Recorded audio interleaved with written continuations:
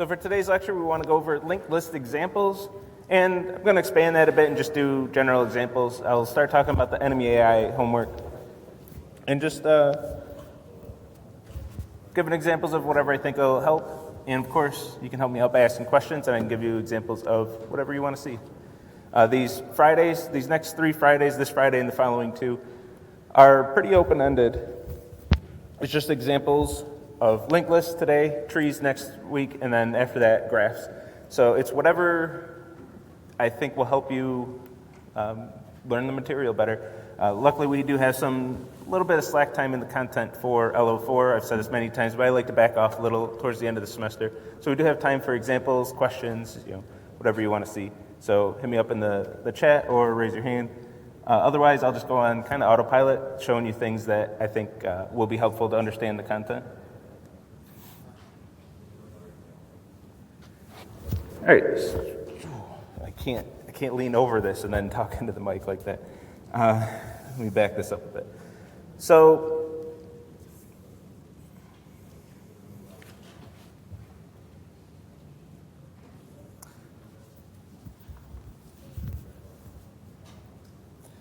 first, let's go through the linked list example. I mentioned this on Monday, if you can remember way back then. On Monday, I had some demos I wanted to show, and I said, we'll get to them on Friday. So I want to make good on that promise and get into the debugger with these linked list examples.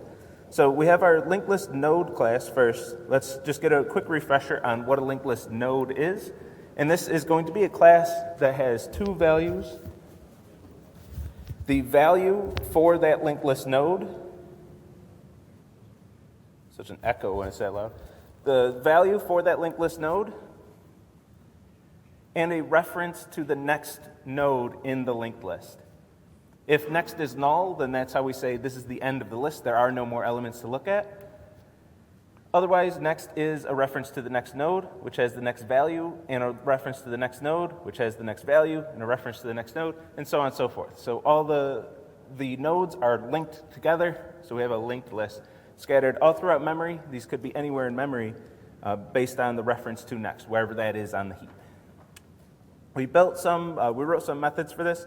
Some of the methods are a little different than are on the slides, and I have a few extras in here. Prepend is a useful method, so we don't always have to manage our references while we're building a linked list. So I'm going to have prepend, which returns a new linked list with a value prepended to the front. This is one that we'll use extensively. We use this a lot with Scala list with the double colon operator. We prepend an element to the beginning of the list and then return a reference to the new node that was created. And in Scala, for what it's worth, the colon, that's actually a class in Scala. That's the node class in Scala is named colon, for what it's worth. So this, we're going to return a new linked list node that refers to the new node that was created, which refers to the rest of the list, the existing list. Then I won't go through all these, but I want to at least talk about prepend because that's one of the first ones we'll come across. And the rest we'll talk about them as we get to them. So I have some code that first prepends in the way that we saw in the slides, and then starts calling the prepend method, which does effectively the same thing, but with a little bit cleaner syntax. We have a method call that returns the new list, a reference to the new list, instead of manually working with all our references like we do up here, which gets kind of gross. .prepend, a lot easier to work with. So let's run this in the debugger. Hopefully all of you are using the debugger these days. It's one of my first things that I'll always say in office hours or when somebody has a coding question. Why isn't my code working? Run that debugger. So hopefully you all are, but I want to give more examples. Let's run the debugger. So to run it, we're going to first set a breakpoint. I already had this set, but if you just click over in what we call the gutter, but over by the line numbers, that sets a breakpoint. And when you run in the debugger, instead of hitting the go button, hit the debug button. It's going to run this in the debugger. It'll run your program until it hits a breakpoint. And once it hits a breakpoint, it's going to stop and show you all of the information about the program, the values for all of our variables, and just lets us look around and make sure everything's working the way we expect it to work. There's nothing that was created yet because I put this on the first line, but once we step into a method, we're going to create a new linked list node. So we jump into the constructor, which is going to set the value and the next for the linked list node. Value here is 1, Next is null because that's what we passed in the main stack frame. We can switch stack frames here. The main stack frame, we passed 1 and null. So in this constructor call, we have 1 and null set to the parameters. And then we're actually not going to do anything else. We're just going to return a reference to that linked list node that we created and then store it in a variable named myList. So we'll step forward again. We should have myList as a linked list node at 801 happens to be where that ended up in memory, or at least that's a number that kind of vaguely represents where it is in memory. The details are all abstracted out.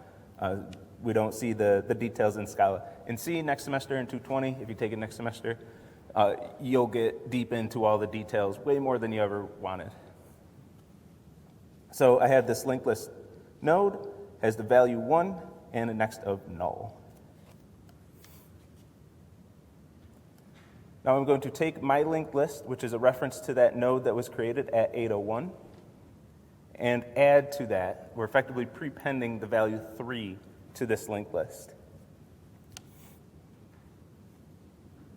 So we're going back in the constructor. This time next is that node at 801, value 3, constructor ends. We're returning, I wanted to point out one more thing. I'll do it on the next one. We're returning a reference to the linked list node that was just created and replacing myList. MyList is now going to refer to the new linked list node that was just created at 807. Has the value 3, a reference to that node at 801, which has the value 1, which has a next of null, because that's the end of the list. And why not do it again? We're going to pass 807 to another linked list node. And this, what I meant to point out, this is going to have the reference of the node that's being created at this time. So when we're in the constructor call, that's just a method call. So we have a reference to the calling object in the keyword this, which the calling object happens to be the object that's being created. So at 8:15, this is what we expect to be returned from this constructor call, this reference at 8:15. We're adding 5 and a reference at 8:07. And we're going to see myList is now going to refer to that 8:16 that was just created. It has a next of 8:07, value 3, a next of 8:01, value 1, next of null. So we can see our linked list in memory. We have 3 different nodes in 3 different places in memory, at 8:15, at 8:07, at 8:01, 3 different linked list nodes, and each one refers to the next one, has a reference to the next node in the list. So we can see our linked list of size 3 by 3 linked list nodes. The first one is the only one that's stored in a variable in our on our stack. So the stack for this frame has these values. MyList has a reference to that linked list node on the heap. And once we expand this, we're over in this object. We're following that reference to the heap. It has these 2 values. This has another reference to a different location in the heap, which has a reference to another location on the heap. And we can see that visually. We can run the debugger and see the actual structure of our linked list in the code. Whenever we see those at and then some number, we know that that's an object on the heap. If you notice, I don't have a perfect answer for you here, but integer, it is showing the integers on the heap. That's not the way we're representing them, at least in this class, but certain compilers, certain versions of certain compilers might end up putting integers on the heap or might start putting strings on the stack, can happen as well. But to simplify things, we're saying if they're of value, something that extends any val, they're going on the stack. In this, for some reason, it wants my integers to be integer instead of int. I think that's why that's happening, which actually we could play with.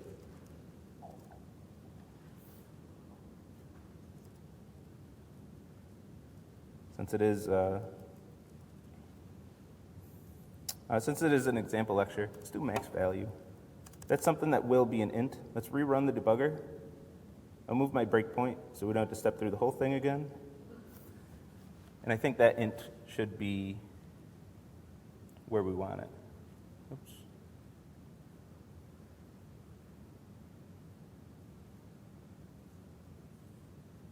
Come on, step one more.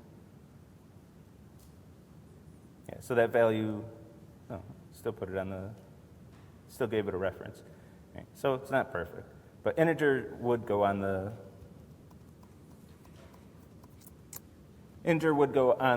heap, but I don't know how to force that to be ints instead of integers, which are two different classes, for what it's worth.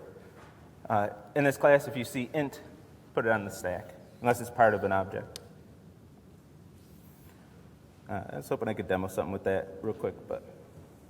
All right, before I keep stepping through this, does anybody have questions? Anything that you want to see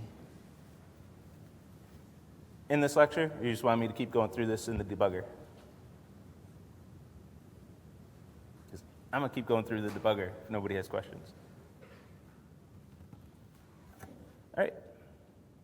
So let's do the same thing. Here we prepended. We created a list of 1, prepended 3, prepended 5, and we have a list of, oh, let me restart this and get the 5 back. Here, I don't want to go into my constructor again, so I'm going to use this other button right here, the step over. This is going to just completely skip the next line. It's going to run the code, but it's not going to show me any of the details, and it's going to just jump right here. Instead of step into, which is going to go into every method call, explore every stack frame that is being executed. I'm going to do step over and just skip all of that because I don't want to go into that constructor again. We already saw that quite a few times. And then if I print mylist.next.next.value, we can follow this. Mylist.next.next.value is going to be 1. We should see 1 printed to the screen. And when you're running the debugger, you can switch over to your console. If you switch to the console, you'll be able to see the regular output that you see when you just run the program. And I can see 1 was printed to the screen. So I'm feeling good. Everything's making sense here. Where things are matching up between what we see on the console, what we see in the debugger, and what we're expecting to see in both of these. All right, so let's get into these prepends. This is going to be functionally the same thing we did in the previous lines, but with a method call now. So we're going to call prepend 10, which would be the same thing as like list equals 10 : list, something like this if we had a Scala list, or : equals 10. So functionally, this is what we're getting, but we're doing it with our linked list node instead of a Scala list. So let's prepend 10, and remember, whenever we prepend, whenever we change a list like this, we're going to reassign it to the variable for that list. We're going to reassign it so we can actually see that change, or else we'll never be able to see the change that we made. So let's go into this call. We're going to take this linked list node. So this is a method called on an object. So the keyword this is going to store a reference to that object. I reran this so our references are different. So let's go back to the main stack frame. This is our stack and all our stack frames. Let's go back to the main stack frame, my list at 806, which has a reference to at 801, which has a reference to at 811. So at 806 is the calling object when we call prepend. So in the prepend stack frame, this is going to be that at 806, which is the entire list. And right here, usually, you'll see something different here no matter, depending on the object type that you have. This is calling toString on the object. So since we have a toString method implemented, it's going to call this, the debugger is going to call our toString just to visualize what that object is for us. So it's going to call this toString, which we saw last lecture, which is going to recursively build a comma-separated list, and that's what we see right here. toString being called on that object. So I kind of want to see that. So in prepend, we're going to take this value and create a new linked list node with that value, and its next is going to be this node. Which can get a little tricky with reading the syntax. You should be getting more comfortable with seeing keyword this and object references and things like that. But this is starting to put that to the test a bit, making sure if you haven't really nailed down your references yet, this is going to start really putting it to the test. So we have this, which is a reference to the calling object, which is at 806, this linked list node, which is the same linked list node stored in my list in the main stack frame. That reference was passed through the keyword this to the prepend method call.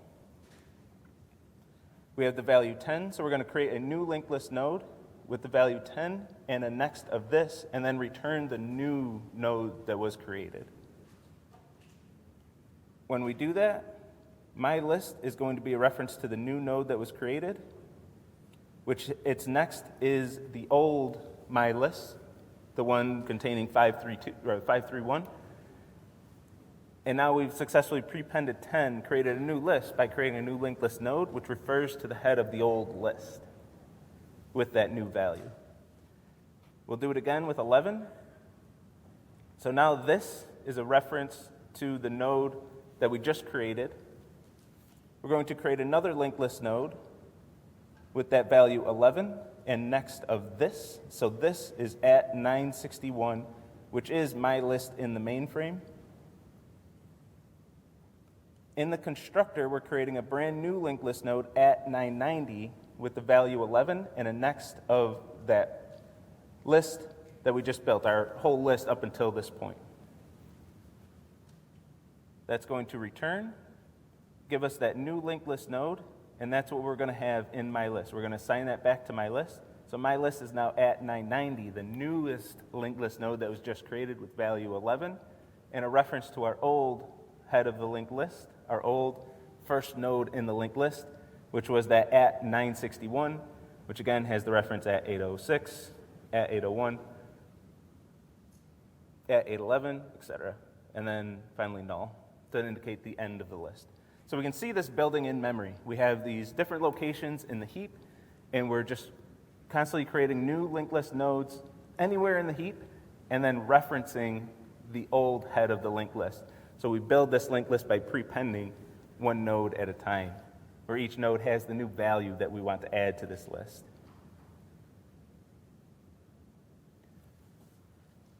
Everyone good on that? On the structure of a linked list and how we're creating these linked lists in memory? Yes, thumbs up. 2 thumbs up. Oh, I'll take it. 4? Oh man, I can't even count anymore. Awesome. All right, so let's get into some trickier stuff. Let's get into some recursion here. I want to skip over just the print line. That'll call toString. toString is recursive. We could look at that one. And let's get into find. We'll skip over the apply as well. Apply just calls apply 4 times. And let's get into this find call. So I'm going to hit step into. Whenever you see this, the debugger, I'm saying step into, and the debugger is saying, which kind of frustrates me, it's saying which method call do you want to step into? And it's asking me, do you want to step into the print line or the find? No, I don't want to step into the print line. I want to step into find, so I'm going to click on that to enter it. This frustrates me because it's like, why doesn't it just step into the first one that's executed? I would like it to step into find first because that one's executed before print line. Print line can't print anything until we evaluated this expression so we know what to print. The real frustrating part is if you don't choose one and you just step into again, oh, it just picked one for us. Sometimes it just skips the line entirely. But we don't want to do that, so let me rerun the debugger. And I want to show debugger tips. I'm going to keep saying things like that because I just want to show you more uses of the debugger. It's such a useful tool. It saves you hours and hours, countless hours of time. When you have a bug in your program, you can tear your hair out trying to just spot the bug. Or you run the debugger, look through all your values, and just look for the value that's wrong. What value isn't what you expect it to be? Or which code didn't get executed that you expect it to? I'll see students will have conditionals where the condition is never true and their code's never executed, and they're wondering why the code isn't wrong, given the wrong value. Well, if you run the debugger, you're going to see that that conditional is skipped over. It's really plain as day to see at least where the bug is. And once you locate it, debugging it may or may not be easy or difficult, but you can at least find the bug really quick. So here I set a new breakpoint to where we are, where I want to be, and I reran this thing. But I have this old breakpoint here too, and it's stopping right there. And I don't want to step into or step over until I get to the one. I could just keep mashing step over and get there. But what I'm going to do instead, I'm going to hit the resume button, And it's going to resume execution of the program until it hits another breakpoint. Once it hits another breakpoint, it'll stop again. So I'm going to resume, jump right to my next breakpoint, and now I'm where I want to be in my code. Now I'm right where I want to be. Of course, I restarted this, so all of our references are different. We got 944, 947, 950, 807, 801, 806, and then null. So we got different references. Those will change every time. They're arbitrary. What we're really looking for with those references is if they're the same, if they're ever the same on two different stack frames or in two different variables, then we know they refer to the same object on the heap. That's the biggest thing we're looking for with those. The actual numbers themselves, we don't care. All right, so let's get into this find method. So I'm going to click on find and say this is the method that I want to enter. So whenever you see that, don't just hit step into again. Click on the method that you want, or else you might never get into the code that you're debugging. And we're going to check. We have the list that we called this on. And I have, by the way, I had this question in office hours yesterday. I have a tail recursive annotation here. These are optional. IntelliJ will give you a warning if you don't have the annotation, but they are optional. It's not a topic that we talk about in this class. I might mention it briefly. Maybe I'll probably mention it this class. Hell, I might as well do it right now since we're talking about it. What tail recursive means is that the recursive call is the last expression in this method. And whenever that's the case, whenever the recursive call is the last expression of the method, we can use tail recursion, which eliminates intermediate stack frames. So we're actually going to see this in the debugger. I kind of have to talk about it now, don't I? We're actually going to see this in the debugger. We're only going to have one stack frame on the stack because this is tail recursive. And the compiler can say, well, if all you're doing is returning the recursive call, I'm done with that stack frame, and I'm just going to cut out the middleman and just say whatever the next stack frame returns, I'm going to return that to your caller. So it's a great thing for efficiency because if you have a recursive call that has like 1 million levels to the recursion, maybe you have a list of 1 million elements and you write a recursive method to go through all of the elements, you're going to get a Stack Overflow error unless you're tail recursive, because the tail recursion is going to eliminate all those million stack frames. It's only going to have one stack frame at a time. So it is an important detail. It's not critical for completing 116, but it is important to know, like after 116, beyond 116, you're using tail recursion out there in industry. Or you're using recursion out there in industry. It's important to know what tail recursion is. So just a quick thing. If that didn't make sense, don't worry about it. So I'm going to get into my method here. I have a reference to the calling object. Let's go into our stack frame, the main stack frame. Just a reminder, we called this on my list, the head of this list at 944, and we're looking for the value 5. So we're looking for the value 5. So to find is 5, and we're going to check. Is the value at this node 5? Well, it's 12. It's not going to be that. Okay, so we didn't find the element. Next, is this the last node in the linked list? No, it's not. Next is not null. Next is this linked list node at 947. So let's get into our recursive call.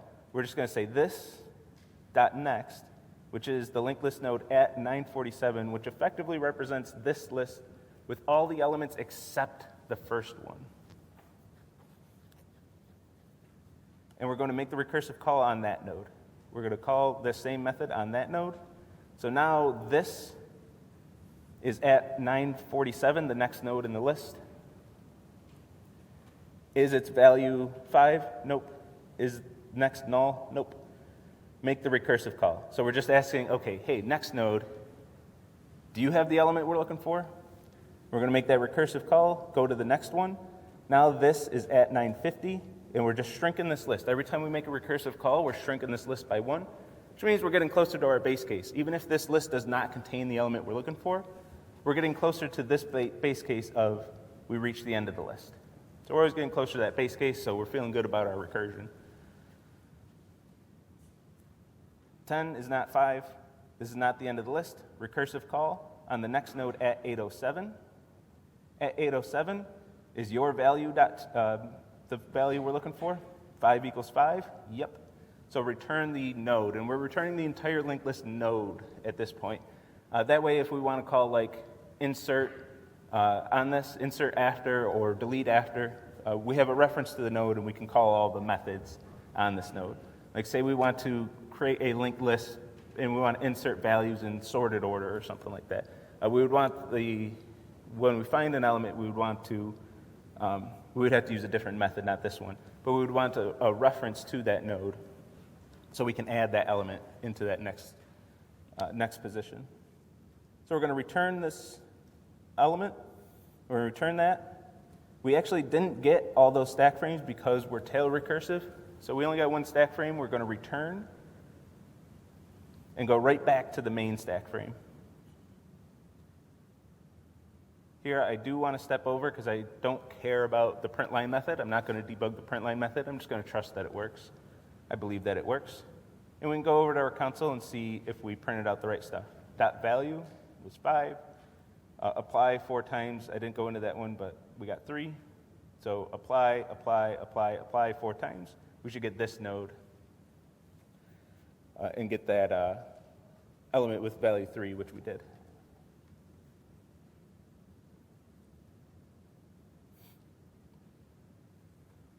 I don't want to debug find iterative. This is just the same thing, but using a loop. This is something, I think I got rid of all the questions where this was useful, but I had this example because to show that you can actually use return statements in Scala. It's valid syntax, it works in the language. It's just really discouraged by the Scala community. But you can have a return in the middle of your method to be able to do that. I think that was useful when I had the lecture question of finding primes. Do prime factorization of any integer and return that prime factorization without using any variables. That was very helpful. If you do that as an exercise, try to do it without return. It's really hard to do, so I had this example to show you that you can return in the middle of a loop like that. Yeah? Why would this? Wait, what was the question? Sorry. Yes, right, so we're going to check, is this node containing the value that we're looking for? If so, return it. If we get to the end of this while loop, which is when we get to the end of the list, and this was never true, that means this element is not in the list, so we're going to return null. But this return statement will end the stack frame. As soon as you reach it, that stack frame's gone, and you return that value. So if this is ever reached, we never get here, and we never return null.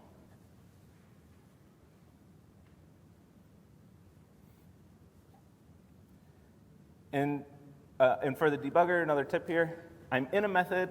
I don't really want to be in this method. I don't want to go through every iteration of this loop and mess around with that. But I want to stay where I am in the debugger. I want to keep going through this program. So I'm going to click this step out. This is going to run until the end of the current stack frame. Once this current stack frame ends, so once this stack frame returns and goes back to the main method over here, that's where this is going to take me. So I'm going to get out of that stack frame, go back to the main method, and any other stack frames that were called, no matter how many method calls or whatever, it's going to exit, run until the current stack frame is done. And if I clicked it right now, I'll run until the end of the program. So it'll be at the end of the main method. All right, next, square function. I get this question a lot. I never have a great answer. Where are functions stored in memory? They are stored as objects on the heap, but like how is code stored on the heap? I'm a little fuzzy on the exact details, but we can see here that it is going to be an object on the heap. We got a reference at 1180, and that's where that function is stored as a class. So things get wonky at this point. So it's I don't even want to get into it. And then I'm going to call map on that function. So this one, we only saw this briefly at the end of last lecture, this map method. I too can't count past 4. Yeah, me and you both go. So this map method is going to call this function on every element of the linked list, and then return a list containing the returned values from that call. So for this, our base case is going to be the end of the list, in which case, if I have a list of one element, I'm going to return a new element with the function applied to its value, and next being null. Otherwise, I'm going to create a new linked list node with the new value with the function applied, and next is going to be this.next with the recursive call. So I'm going to recursively call map. That's going to return a linked list node, which represents the rest of the list that's been mapped. And that's going to be my next value. So this one gets a little more, it's a little harder to visualize this one, so let's step through this guy and see what's going to happen. So we're going to compute the new value for each element. And we can see it jumps right to our anonymous function. Creates that new value, which is the square function. This is not the end of the linked list. So we're going to go right into this recursive call of map. And whatever that returns, when that does return, we can create our new linked list node for this node. So we're going to go into our recursive call on the next element at 947, which, here's our whole linked list. So we can expect going through all of these nodes until we reach that base case. So we're going to get we're going to call this, get another frame on the stack. And here we are not tail recursive, so we are going to get all of our frames on the stack. I don't want to click through all those. So another nice debugging trick, put your breakpoint where you want it, and then hit resume. So the next thing I'm interested in is the recursive, the base case, the call that reaches the base case. I'm going to put my breakpoint right there and hit a resume. So I can see I'm going to get all these frames on the stack.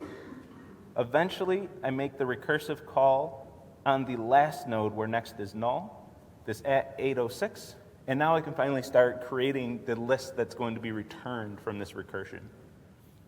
So here I'm creating a new linked list node of the value 1 squared, which is just 1, and next of null. Constructor, build that, return it. So I've returned that value.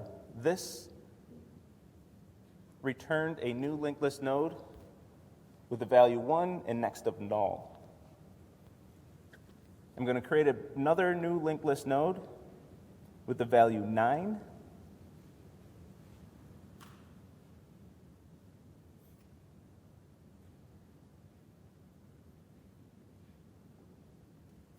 Where am I right now?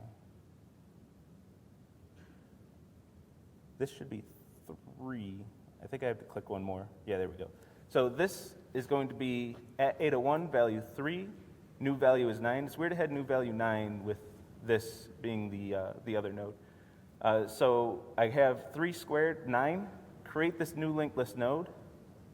Is going to return a node at 1243, value 9. Next is going to be that node that was created in our base case.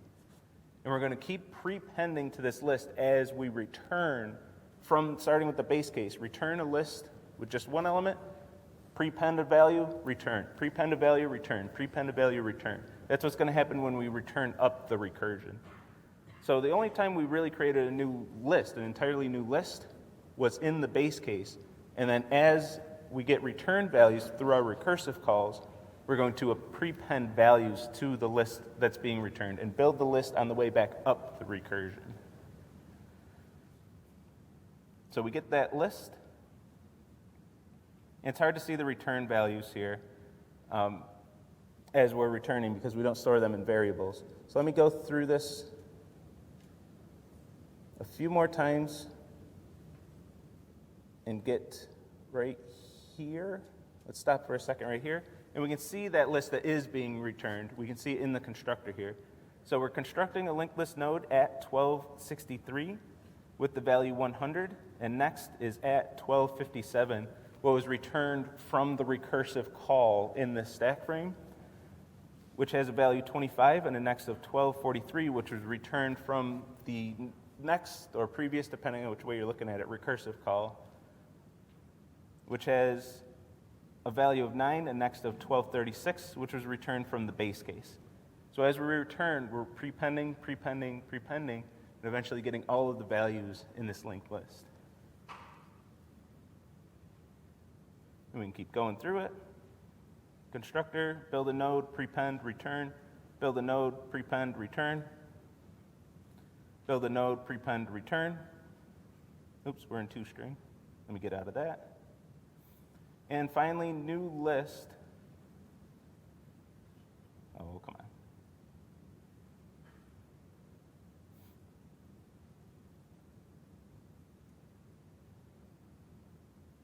And finally, new list is going to be all of the values squared. I just restarted the program, so all my references are reset again. At 498, at 452, a whole brand new linked list was created with all the values squared, and we have our full list, which is different than our original list at 940, 967, etc. Brand new list with all of the values with that function applied to it.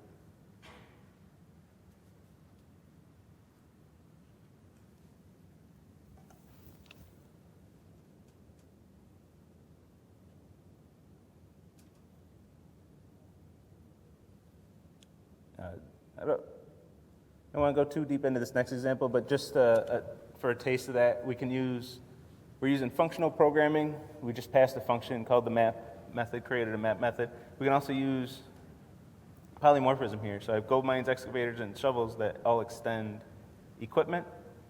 Just a reminder, polymorphism is still a thing. So these extend equipment, extend equipment, extend equipment.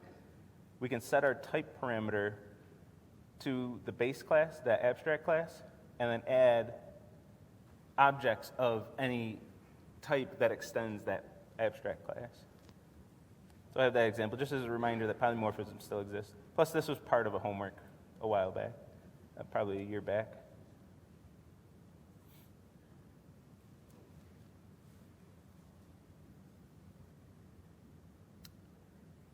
Any questions on this?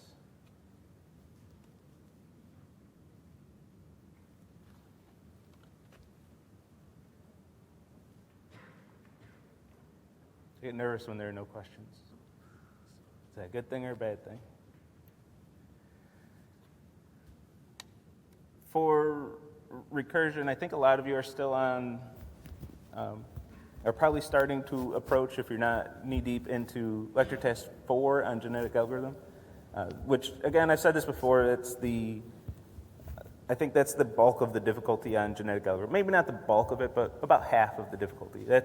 If you can get past LT4 on genetic algorithm, you're getting past LT5 and 6 as well. It's not like homework 2. It's not like point of sale, where once you get to homework LT5, like that's where the homework really starts.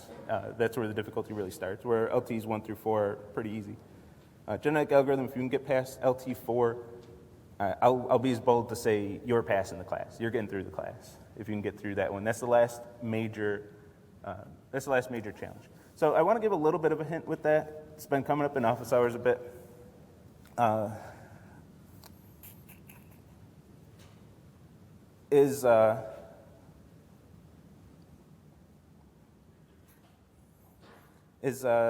me do it this way. So for that one, the method takes in a file name as a parameter. And you want to use recursion. I was pretty open that that's a recursive method, to the point where I said if you didn't use recursion on LT3, you're really jamming yourself up because you don't have any recursive practice jumping into that one, and that one's pretty tough. It's a tough one. So you definitely want to use recursion, but you're not going to recurse over the file name. That doesn't really make sense how to set that up, how to recurse over the file name. So what you want to do is write a second method, write your own method with whatever parameter list and return value that you want, and that will be your recursive method. So I'm asking you to set up your own recursion by defining your parameter list and your return type. So you have full control over that, which I guess is always true. And then in the method that you have to write, the one that takes a file name, just call your recursive method, and then whatever it returns, maybe do a little more processing, and then return that list of songs that you've read. In the recursive method, You want your base case, your recursive call, your recursive step, et cetera, the things, the ingredients that we want.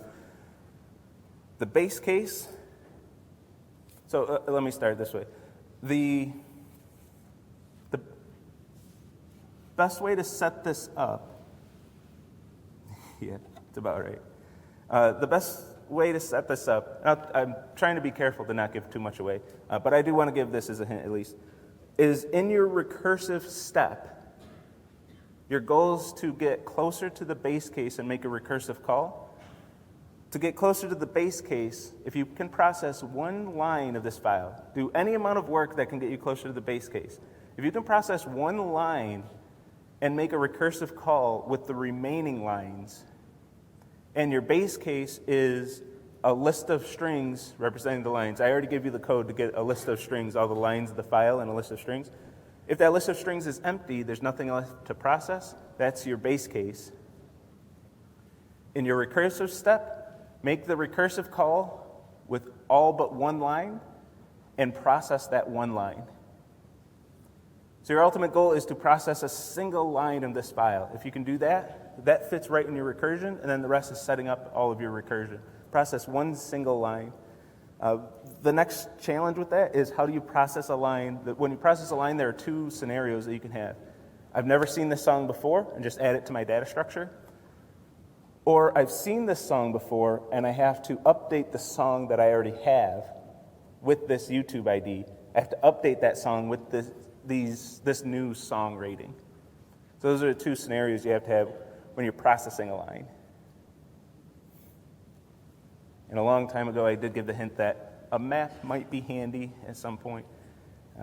I gave that hint really subtle last time. I'm going to do it pretty subtle this time, too. But a map might be handy somewhere in there.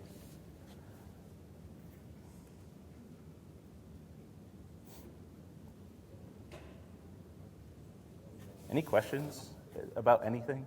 Especially now that you know I'm in a hint-giving mood. Is everyone just doing fine on the homeworks? Is everyone who struggle on the homeworks the same students who don't show up to lecture?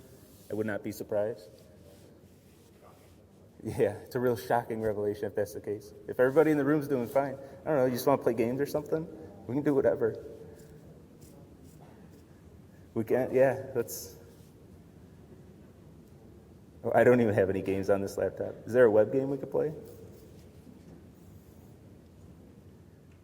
I mean, I can use that as a terrible segue. I didn't mean to use that as a segue, but we could use that as a terrible segue into enemy AI. I feel bad now because I didn't actually mean to do that. But so enemy AI, when you download this code, run game server. I already have it running just to make sure I didn't embarrass myself in lecture. And then open index.html from the front end in the browser. And you should see this.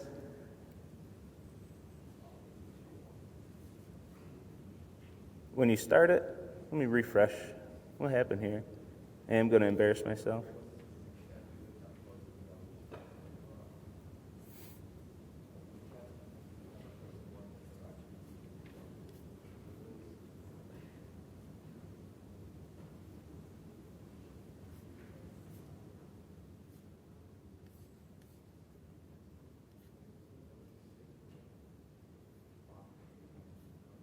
I had it started specifically so it wouldn't do this.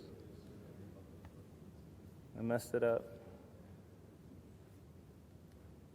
Address already in use. I gotta wait for it. So if you do see this, I guess this is good because this is something useful to see. You'll see this every once in a while when you're working on really any web server stuff. I'm trying to run this program and I keep getting this address already in use. Well, who else could be using my address? What the hell? Well, that's me. I'm already using the address. I stopped the program, but since I didn't shut it down gracefully, I just used the stop button in IntelliJ. It never released that port back to the operating system and said, hey, port 8080 is now available again, I'm done with it.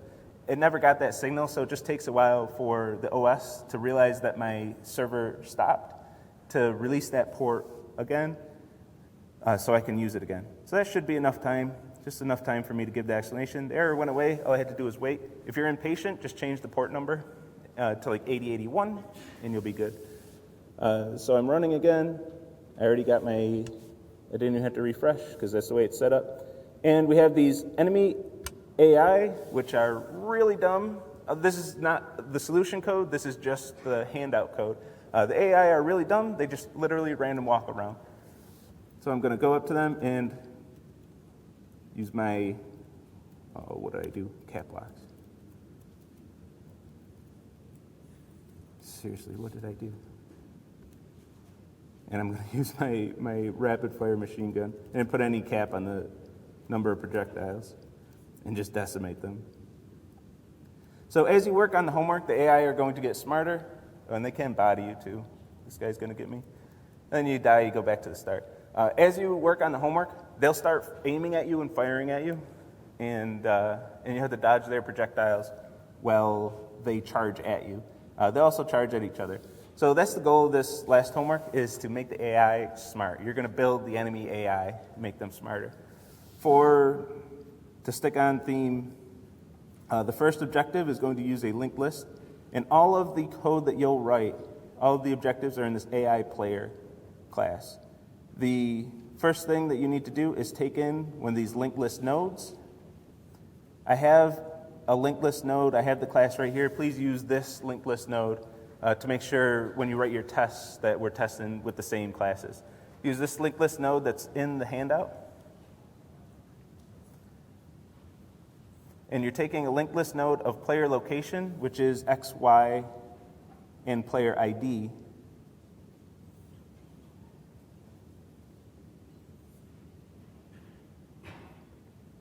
And you're given a player ID. And the first thing you need to do is return the player location with that ID. So go through this linked list node. Again, you can use OOP, FP, whatever you want. You can use a loop. You can use conditionals. You can use state variables. You can use whatever you want for this. But look through this linked list node, follow the references until you find a player with that ID, and then return that player location from the link, from the linked list node, or from this linked list. Return that player location with that ID. And then doing a little math, the closest player, again, you're going to go through a linked list node, visit each node, and find the closest player to a reference location, which is the player with this ID. So the first thing you have to do is take this ID, this.id, find that player in this list. I would just call locate player, and then go through the list and find the player that's closest to that player. So this is to give you a taste, just a warm-up of how we're using linked lists, and then path to direction. We're out of time, so I won't keep talking about them. But just to give you a taste of what's up in that homework.